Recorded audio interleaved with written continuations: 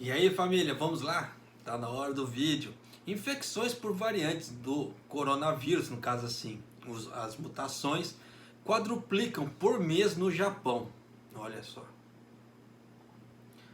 Um total de 271 casos de coronavírus envolvendo variantes do novo coronavírus foram confirmados no Japão em 9 de março, mais do que quadruplicado o número em um mês antes, disse o Ministério da Saúde.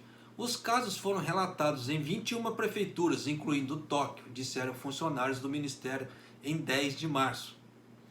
O número confirmou desculpa, o Ministério, o número confirmou, foi bom, né? O Ministério confirmou o número e as variantes, coletando casos nos quais o Instituto Nacional de Doenças Infecciosas, o NIID, ou NIID, e outras instituições realizaram análises genômicas, no caso assim, velhos testes PCR, né? Dos 271 casos, 260 ou 96% envolveram a variante britânica, enquanto 8 foram causados pela variante sul-africana e 3 vieram da variante brasileira. Graças a Deus a variante P1, que é a variante brasileira, é bem pouquinho no Japão, porque essa parece que o bicho pega. Um processo de variantes ultrapassando o novo coronavírus existente, no caso assim o clássico, né, já começou. E as variantes se tornarão dominantes mais cedo ou mais tarde, disse Shigeru Omi, que chefia o painel do governo central para a resposta à pandemia, no Comitê de Saúde e Bem-Estar da Câmara Baixa e Trabalho em 10 de março.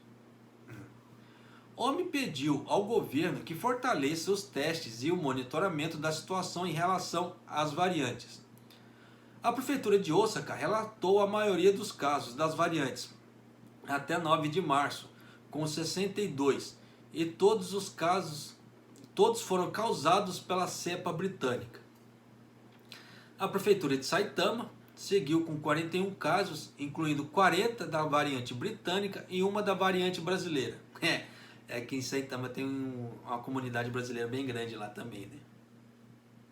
A prefeitura de Hyogo confirmou 38 infecções pela variante britânica, enquanto a prefeitura de Niigata relatou 32 casos da mesma cepa.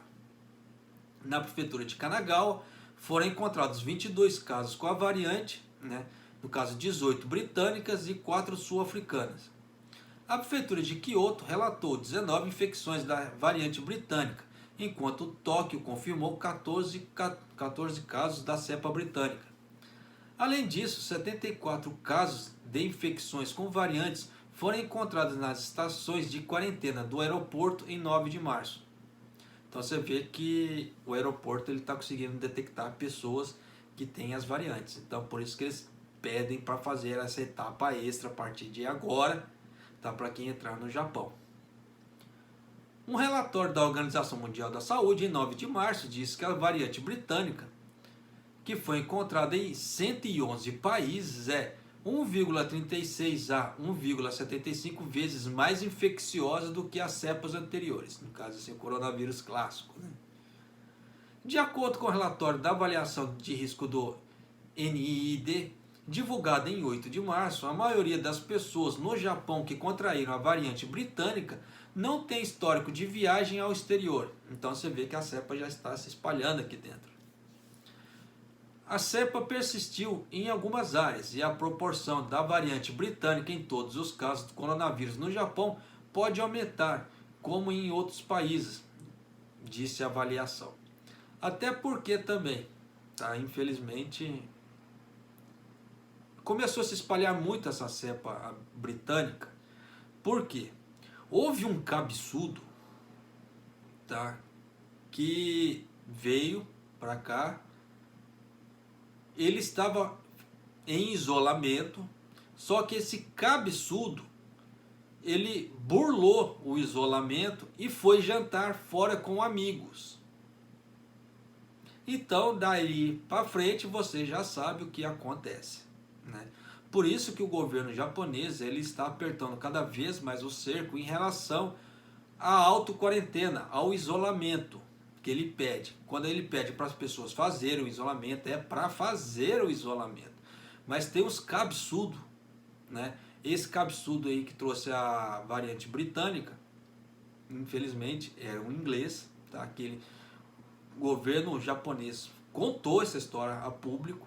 O cabeçudo burlou a auto-quarentena que ele tinha que fazer, né? E saiu para jantar com amigos. E depois de sair, você viu a bosta que deu, né? Começou a espalhar. Então você vê que uma ação impensada de uma pessoa inconsequente, a bosta que traz consequências para as outras pessoas. Me desculpe usar esse termo, mas são os cabeçudos, né? São pessoas que só pensam nela mesma, não pensam nos outros, que pode trazer consequências para os outros. E você vê, não, o que importa sou eu, meu bem-estar é o que importa, eu não estou sentindo nada, vou para a rua. Olha a bosta que deu. Vai fazer o quê? Né? Um cabeçudo britânico.